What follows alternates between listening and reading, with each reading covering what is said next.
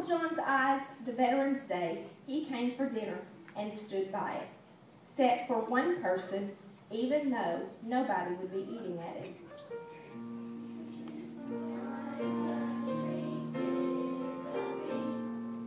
It was just a little white table, but earlier that day Mama had told Gretchen, Samantha, and me the little table we were setting for Veterans Day was just like the ones that stood across America in the dining halls of the Army, Navy, Marine Corps, and Air Force since the Vietnam War ended. The tables honor the men and women who serve in America's armed forces, especially those missing in action, our MIAs, and those held prisoner of war, our POWs.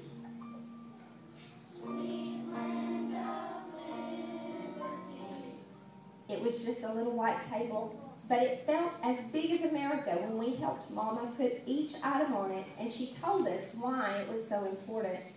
We use a small table, girls, she explained first, to show one soldier's lonely battle against many. We cover it with a white cloth to honor a soldier's pure heart when he answers his country's call to duty. We place a lemon slice and grains of salt on a plate to show a captive soldier's bitter fate and the tears of family waiting for loved ones to return, she continued. We push an empty chair to the table for the missing soldiers who are not here. We lay a black napkin for the sorrow of captivity and turn over a glass for the meal that won't be eaten, she said.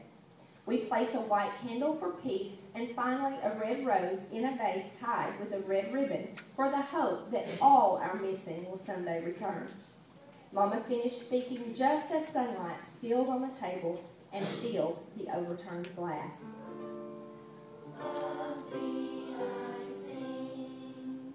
It was just a little white table, but it suddenly made me want to burst with a feeling I couldn't explain when Mama told us how much our setting the white table would mean to Uncle John that night.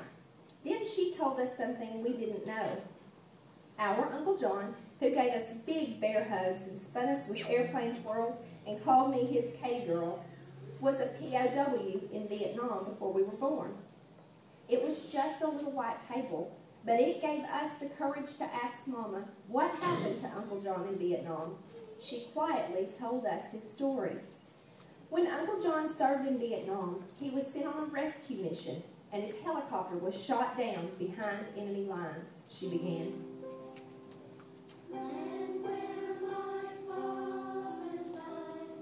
And he and his 3 crew members were taken prisoner. One crew member named Mike had serious wounds from the crash, but Uncle John and the other men tried to help Mike get better and persuaded a guard to bring medicine. Then one day, when a guard looked away, Uncle John and the others had a chance to escape, but Mike was still too sick to go, so Uncle John stayed behind because he wouldn't leave a fellow soldier alone so far from home.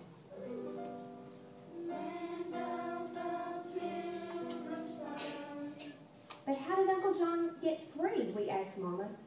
Sometime later, Uncle John had a chance to escape again, and somehow he was able to take Mike with him, carrying him on his back and collecting just enough rainwater in big leaves to keep them alive until Uncle John found an American infantry unit to help them.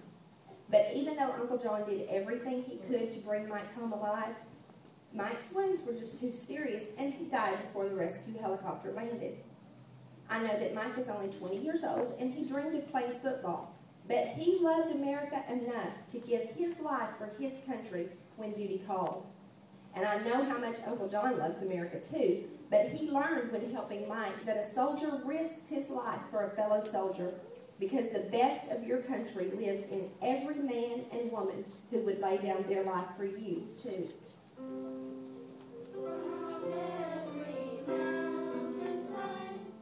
It was just a little white table, but it needed words of gratitude, like Mama's Thanksgiving meal.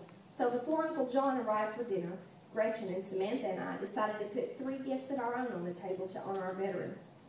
Gretchen colored pictures of all the objects on the table, and Samantha wrote out the words of My Country 'Tis of Thee as a tribute in song. But I didn't know what I, a 10-year-old girl, could ever put on the table that was as important as each veteran's gift of freedom to me. It was just a little white table, but I looked at it all dinner long, and in the quiet inside me, I could almost hear the silent soldiers of the empty chair saying, "Remember us, please. We are real people like your Uncle John and Mike, who left family and friends, home and dreams of our own to protect your birthright of liberty from disappearing as easily as sunlight from glass."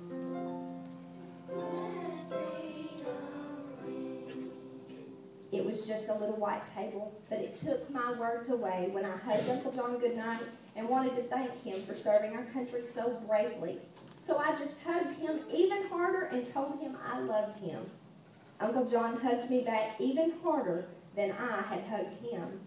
And that's when I knew what I could put on the table. My promise to put the words from my heart into a little book about America's white table. And in the book, I used Gretchen's pictures and Samantha's song and Mama's story about Uncle John and his friend Mike, because I hoped that everyone who read it would set a white table for Veterans Day too. So the brave Americans the little table honors won't ever feel forgotten by the country they loved so much.